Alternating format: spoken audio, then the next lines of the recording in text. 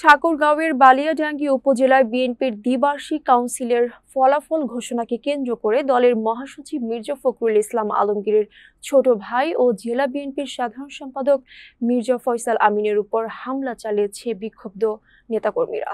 শনিবার 12 জুলাই রাত 9টার দিকে বালিয়াডাঙ্গি সমীর উদ্দিন কলেজ মাঠে ফলাফল ঘোষণার পর তিনি গাড়িতে উঠতে গেলে তার উপর চেয়ারে ও বাঁশ দিয়ে হামলা চালানো হয় এবং গাড়ি ভাঙচুর করা হয়। এ সময় কয়েকজন নেতাকর্মীও আহত হন।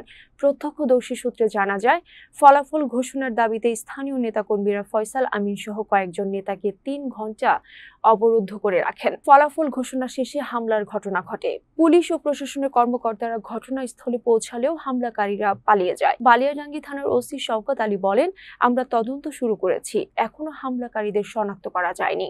উপজেলা নির্বাহী কর্মকর্তা পলাশ কুমার দেবনাথ জানান, হামলার কয়েকজন আহত হয়েছেন, হামলাকারীদের শনাক্তে কাজ চলছে। জনাব মির্জা ফয়সাল আমিন ঠাকুরগাঁও জেলা বিএনপি জাতীয়তাবাদী দলের সাধারণ সম্পাদক এবং সাবেক মেয়র। আমি ওনাকে প্রোটেক্ট করতে করতে এই পথে নিয়ে এসে যখন দেখছি যে আমার গাড়িটা ভাঙছে, তখন আমি মনে করিনি যে ওনাকে গাড়ির মধ্যে ওঠানোটা ওয়াইজ ডিসিশন হবে।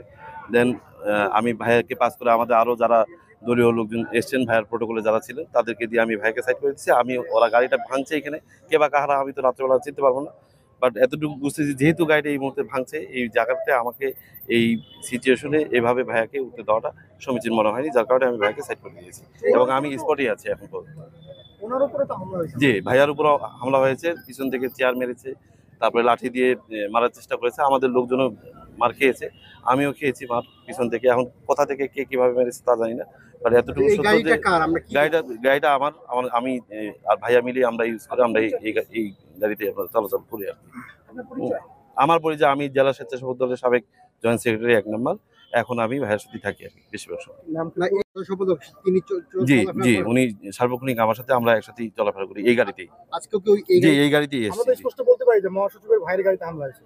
জি, মহাসচিবের ভাইয়ের গাড়িতে হামলা হয়েছে, এটাও বলতে পারি।